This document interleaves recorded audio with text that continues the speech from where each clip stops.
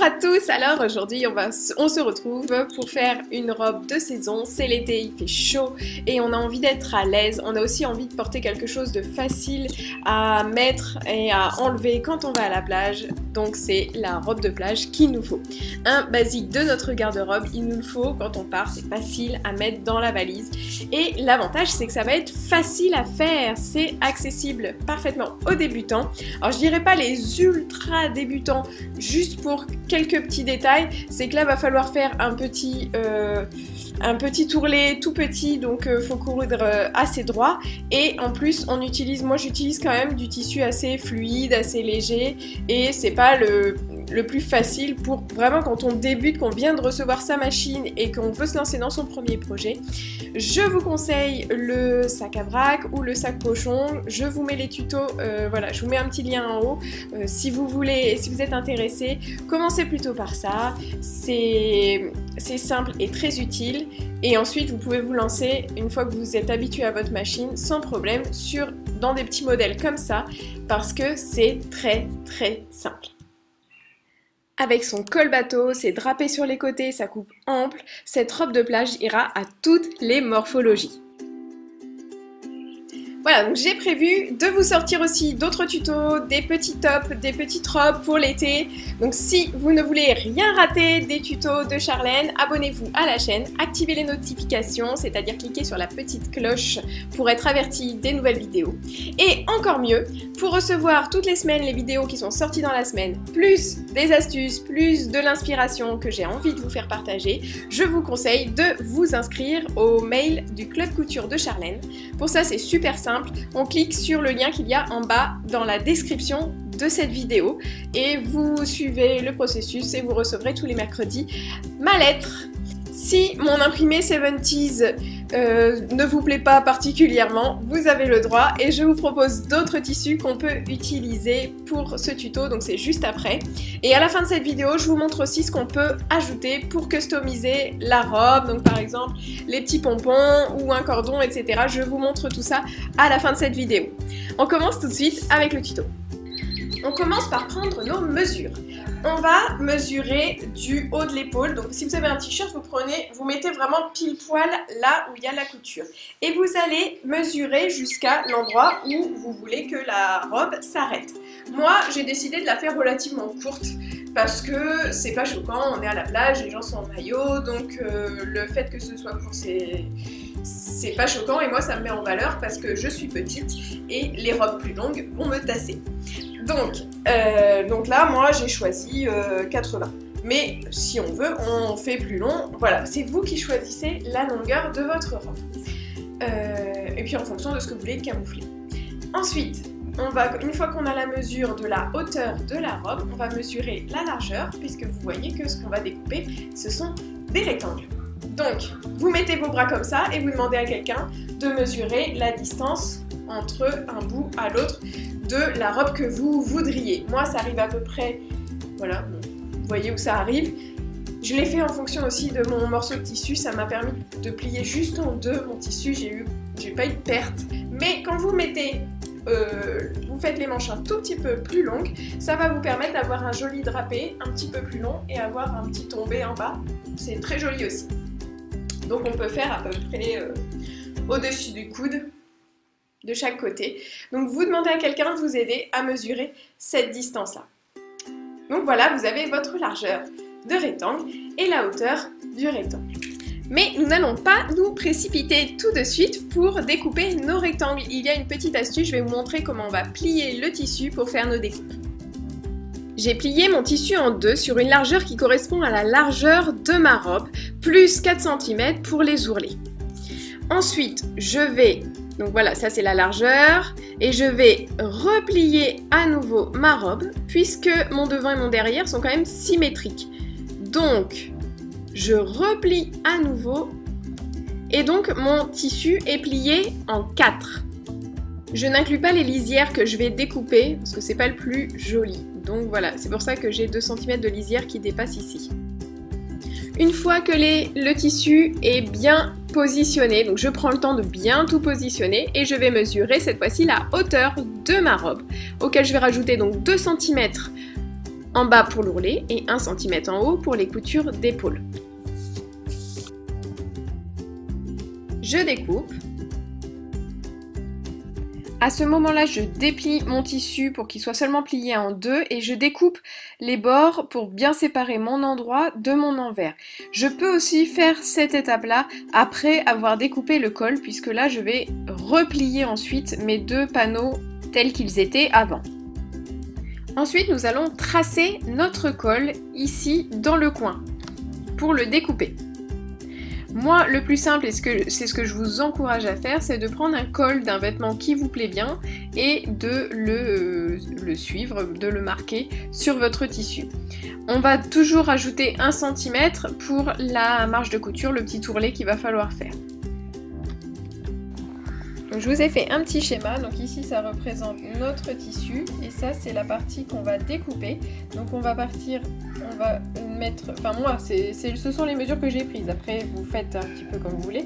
Là normalement je devais avoir 5 cm et là j'ai mesuré 12 cm. Ensuite je trace soit un petit peu au hasard, soit avec un perroquet, je vais vous montrer juste après. Le seul truc c'est que là il faut vraiment arriver perpendiculaire au tissu pour avoir un bel arrondi après en symétrique.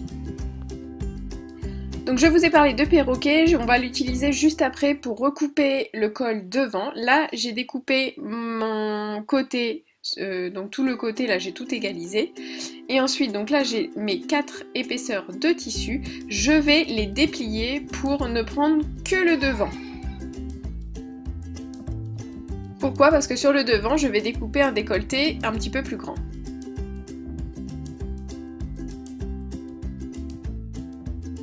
Donc je mets l'envers de côté et je ne garde que l'endroit qui sera plié en deux, endroit contre endroit. Je fais coïncider le col et les bords d'épaule. Et je creuse de 2-3 cm le décolleté. Donc soit au hasard comme ça, soit avec un perroquet, je vais vous montrer.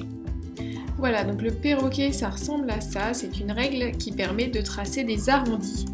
Donc après, en fait, on trouve l'arrondi qui nous plaît.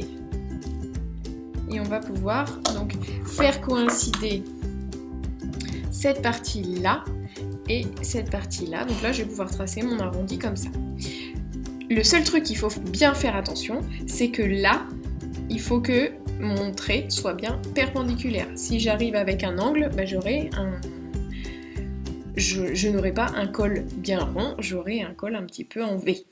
Donc là, je dois bien réussir à arriver perpendiculairement à la pliure de mon tissu.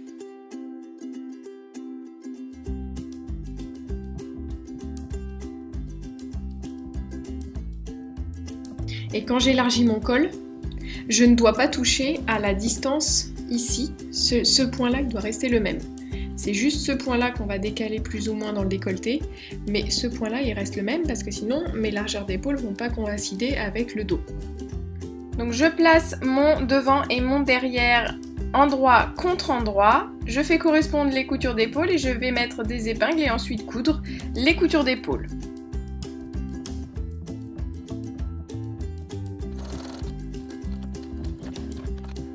Ensuite, je surfile les marges de couture en utilisant un point zigzag.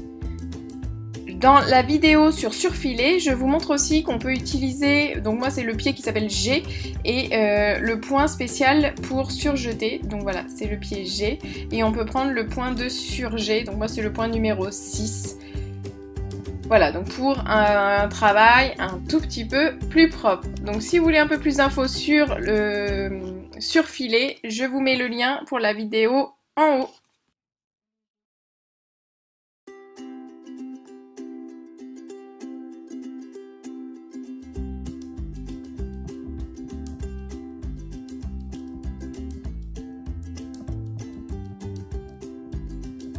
Voilà, on arrive au point un petit peu délicat qui est de faire le tout petit ourlet au niveau de l'encolure. Donc il va falloir faire un tout petit ourlet. Moi là sur l'image on voit que je fais à peu près 5 mm et je trouve que c'est encore un tout petit peu trop. Il faut vraiment le faire le plus petit possible sans pour autant qu'il se défasse après. Donc vraiment il faut que la couture soit vraiment au bord de cet ourlet. Donc on fait au mieux. Donc soit on fait comme moi, on replie au fur et à mesure qu'on passe sous l'aiguille. Voilà, je replie et ensuite je passe sous l'aiguille. Là c'est un peu en accéléré, hein. Normalement je prends le temps de bien tout placer.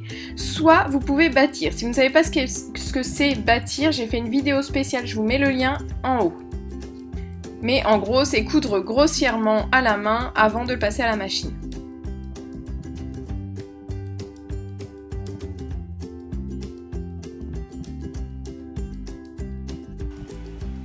Alors là nous avons fait l'encolure et maintenant nous allons coudre l'ourlet qui va faire tout le tour.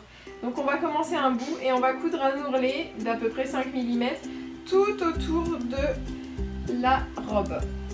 Donc là encore, soit on le fait en allant, on se met à sa machine et on plie au fur et à mesure qu'on coud, soit on va préparer son ouvrage, et ça c'est plus rassurant souvent quand on débute, on va préparer soit en mettant des aiguilles, des épingles pardon, partout, soit on va mettre des petites pinces, et la dernière possibilité c'est de bâtir comme on a pu le faire pour le col.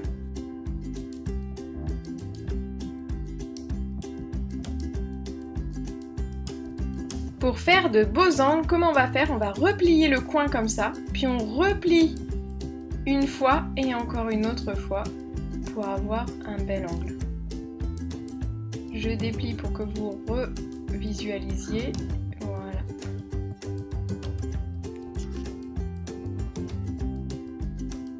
On replie l'angle en diagonale, puis la partie perpendiculaire, on peut faire notre ourlet une fois et on replie une seconde fois pour que notre angle soit beau. Ensuite on peut fixer avec une épingle, ou si vous êtes en train de bâtir, encore mieux, vous mettez votre fil de bâti.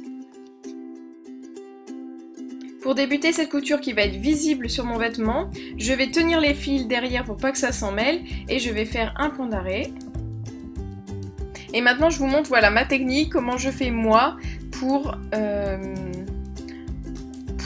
coudre mon ourlet en le retournant au fur et à mesure. Donc c'est moins fluide que quand on a bâti, hein, parce que quand on a bâti, ça prend vraiment 5 minutes de faire le tour, mais là je gagne le temps de bâtir en fait. Voilà, je retourne soigneusement, je fais attention que tout est bien de la même largeur devant moi et je vais coudre jusqu'à là où je tiens. Et à chaque fois je m'arrête et je fais un repli à nouveau. Quand j'arrive à 10 cm du bout, je m'arrête pour pouvoir faire mon repli du bord. Donc en diagonale, comme je vous ai dit tout à l'heure, en diagonale, voilà, bien perpendiculaire à celle d'avant. Et puis ensuite, je replie un petit peu et je replie encore une fois. Voilà, après je couds à la machine et je tiens bien, je pousse un petit peu pour qu'il passe sous le pied de biche. Et dès qu'on est arrivé sur le tissu dans l'autre sens, je pique et je tourne comme on fait pour les angles et je repars dans l'autre sens.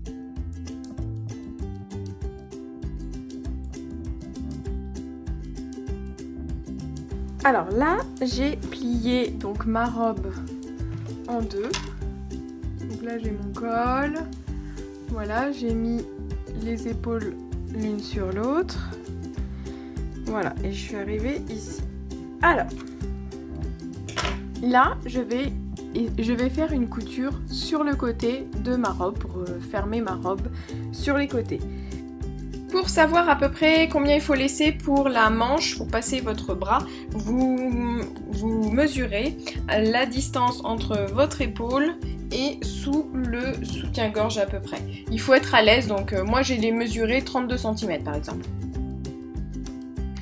Pour connaître la distance à laquelle il va falloir faire notre couture, on va voir combien il nous faut d'espace dans notre robe pour être à l'aise.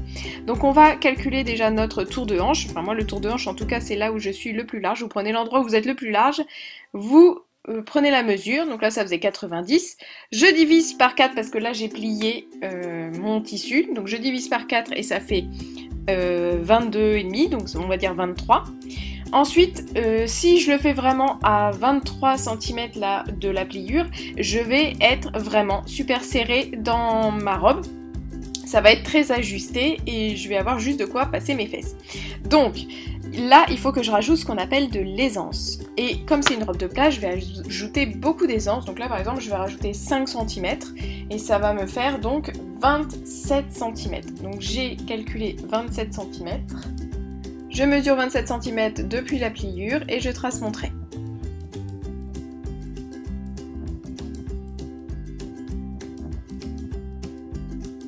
Pour reporter cette marque de l'autre côté, je vais planter des épingles dans mes deux faces de tissu et je les retrouve ici, j'ai plus qu'à tracer mon trait. Je pique ensuite sur ces deux traits en faisant de solides points d'arrêt au début et à la fin de ma couture. Après ces deux dernières lignes droites, votre robe sera terminée. Alors, je vous ai dit que si ce tissu ne vous plaisait pas, je vous proposerai d'autres tissus. Donc on a par exemple cette viscose là, donc un motif beaucoup plus simple, et on a ajouté des pompons. Donc ça, ce n'est pas moi qui l'ai fait, c'est mon amie Lina qui a créé ce modèle pour sa marque La Fille Parfaite. Donc c'est vraiment un chouette modèle que j'ai adoré.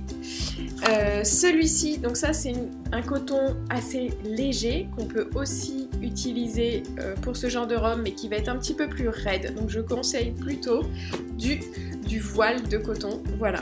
Donc c'est transparent, mais bon, à la limite, c'est pas grave, c'est sympa aussi quand ça suggère un peu le maillot en dessous. Donc on peut faire une robe avec ça. Je pense que je vous proposerai un petit tuto avec la robe 4 rectangles qui nous permettra de faire aussi une robe de plage, mais avec un col en V. Voilà, donc un autre modèle.